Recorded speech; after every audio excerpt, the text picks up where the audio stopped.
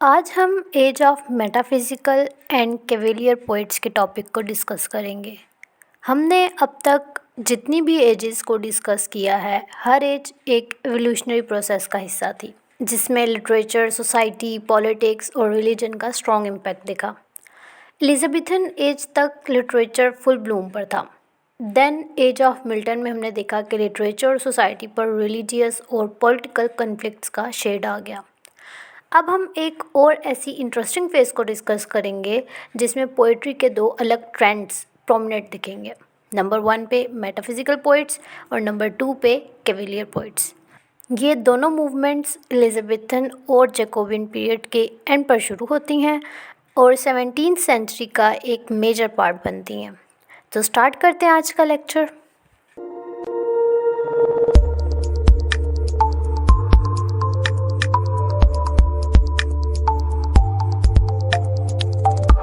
Hello guys, welcome back to literature information. आज के lecture में हम लोग डिस्कस करेंगे the age of metaphysical and cavalier poets को। डिटेल में देखेंगे, मेटाफिज़िकल पोइट्री के फीचर्स को डिस्कस करेंगे और कैवेलियर पोइट्री के फीचर्स को डिस्कस करेंगे। फर्स्ट ऑफ ऑल देख लेते हैं हिस्टोरिकल बैकग्राउंड कि why did this age emerge. तो डियर स्टूडेंट्स, हर लिटरेरी एज किसी न किसी हिस्टोरिकल और सोशल चेंज का रिजल्ट होती है। इसी तरह मेटाफिज़िकल और कैवेलियर पोइट्री भी एलिजाबेथन और जैकोबियन पीरियड के कल्चरल, रिलीजियस और पॉलिटिकल कन्फ्लिक्ट का रिएक्शन थी। एलिजाबेथन एज हम डिस्कस करके आए हैं। तो एलिजाबेथन एज तक हम लोगों ने देखा कि पोइट्री हाईली लिरिकल, रोमांटिक और क्लासिक थी। शेक्सपियर, स्पेंसर और सिडने जैसे पोइट ने पोइट्री को रिफाइंड और पॉलिश्ड बनाया था। फिर आगे एज ऑफ मिल्टन यानी प्यूरिटन एज में पॉलिटिकल और रिलीजियस कन्फ्लिक्ट पोइट्री पर भी इफेक्ट डालने लगे।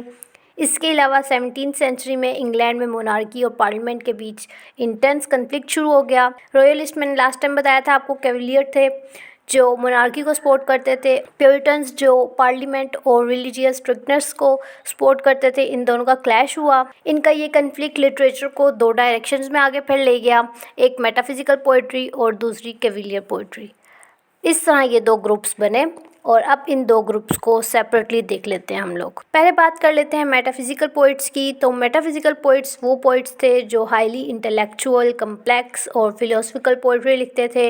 ये पोइट्स ट्रेडिशनल एलिजाबेथन पोइट्री से बिल्कुल अलग स्टाइल में लिखते थे और साथ लॉजिकल आर्ग्यूमेंट्स और एब्स्ट्रैक्ट आइडियाज़ को पोइटिक फॉर्म में प्रेजेंट करते थे। मेटाफिज़िकल पोइट्री के फीचर्स पर अगर हम बात करें तो इनकी पोइट्री में यूज़ ऑफ कंसीट्स दिखेगा हमें, जो एक्सटेंडेड मेटाफर्स होते हैं। In simple words metaphysical poets complicated और अनयूजुअल कंपैरिजन यूज़ करते थे। जैसे जॉन डन, ये एक मेटाफिज़िकल पोइट्स हैं। इनकी पोइट्री में लव को कंपस से कंपेयर किया गया। कंपस का तो सबको पता होगा, जो 4 क्लास से ज्योमेट्री के सामान में आप यूज़ करते हैं। इनकी वो पोएम आप मज़ीद डिटेल के लिए खुद भी पढ़ सकते हैं। उस पोएम का नाम है अ वैलिडिक्शन फॉरबिडिंग मॉर्निंग।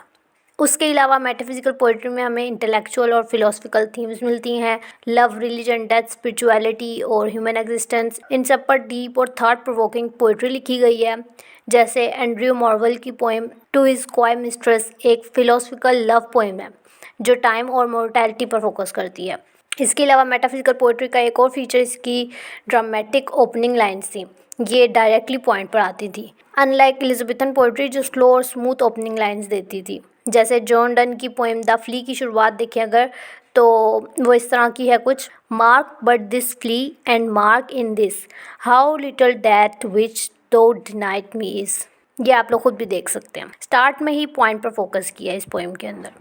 इसके अलावा मेटाफिज़िकल पोइट्री में रिलीजियस और स्पिरिचुअल एक्सप्लोरेशन भी दिखती हैं। बहुत से metaphysical poets specially John Donne और जॉर्ज हर्बर्ट रिलीजन और स्पिरिचुअलिटी को पोइट्री का सेंट्रल थीम बनाते थे। जैसे जॉन डन की पोएम है होली सोनेट्स और हर्बर्ट की द कॉलर रिलीजियस स्ट्रगल और डिवाइन लव पर बेस्ड हैं ये दोनों पोएम्स। इसके अलावा मेटाफिज़िकल पोइट्री में विटी और कम्प्लेक्स लैंग्वेज का इस्तेमाल दिखेगा। मेटाफिज़िकल पोइट्स डिफ़िकल्ट और इंटेलेक्चुअल वर्ड्स यूज़ करते थे अपनी पोइट्री के अंदर, जो इनकी पोइट्री को डीप और थॉट प्रोवोकिंग बना देती थी। अब मेजर मेटाफिज़िकल पोइट्स को अगर हम लोग देख लें तो वो कौन कौन से थे। फर्स्ट पर आ जाएंगे जॉन डन, जो फादर ऑफ मेटाफिज़िकल पोइट्री कहलाते थे। इनकी poems the flea, the good मारो, वेलडिक्शन, फॉरबिडिंग मॉर्निंग, इन सबको आप पढ़कर अंदाज़ा लगा सकते हैं मेटाफिजिकल पोइट्री का। सेकंड पर आ जाएंगे जॉर्ज हर्बर्ट, ये रिलीजियस मेटाफिजिकल पोइट थे। इनकी पोइम्स द कॉलर और ईस्टर विंग्स को पढ़िएगा, ये बहुत अच्छी हैं पोइम्स। देन आ जाएंगे एंड्रे मॉर्वेल, ये लव और पॉलिटिकल पोइट थे। इनकी poems to his coy mistress और द गार्डन, ये पढ़िएगा, मज़े की हैं। अब ये थे हमारे मेटाफिजिकल पोइट्स और उनकी मेटाफिजिकल पोइट्री के फीचर्स। अब हम आगे बात कर लेते हैं अपनी कैवलियर पोइट्री की और उनके फीचर्स की, फिर उनके पोइट्स की। तो स्टूडेंट्स, कैवलियर पोइट्स वो पोइट्स थे जो किंग चार्ल्स वन और मोनार्की को सपोर्ट करते थे।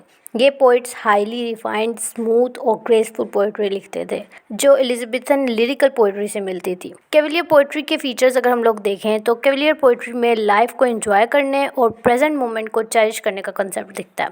जैसे रॉबर्ट हैरिक की पोइम है टू ऑल वर्जिन्स, इसके अलावा to make much of time, ये पोइम्स इनकी हम लोगों को शो करवाएंगी कि कैसे लाइफ को एंजॉय करते हैं और कैसे प्रेजेंट मोमेंट में रह के आप उसको एंजॉय कर सकते हैं। इसके अलावा हम लोगों को कैवलियर पोइट्री में लाइट और एलिगेंट टोन दिखेगी। Unlike metaphysical poetry, Cavalier poetry simple, melodious और अंडरस्टैंडेबल इजी लैंग्वेज में होती है। फॉर एग्जांपल रिचर्ड लवलेस की टू एल्थन फ्रॉम प्रिजन एक लाइट और एलिगेंट लव पोइम है। इसके अलावा एक और फीचर में दिखता है कैवलियर पोइट्री का कि mostly poets love, beauty, loyalty और ऑनर पर पोइट्री लिखते थे। इसके अलावा कैवलियर पोइट्स जो थे वो किंग चार्ल्स वन के सपोर्टर्स थे, तो वो अपनी पोइट्री में मोनार्की का सपोर्ट शो करवाते थे। अब मेजर कैवलियर पोइट्स को देख लें अगर, तो हमारे पास फर्स्ट पर आ जाएंगे रॉबर्ट हैरिक, इनकी to the virgins, to make much of time, पीछे भी मैंने जिक्र किया। देन हमारे पास आ जाएंगे रिचर्ड लवलेस, इनकी टू एल्थिया फ्रॉम प्रिजन, ये भी। उसके अलावा sir John Suckling, why so pale and wan fond lover.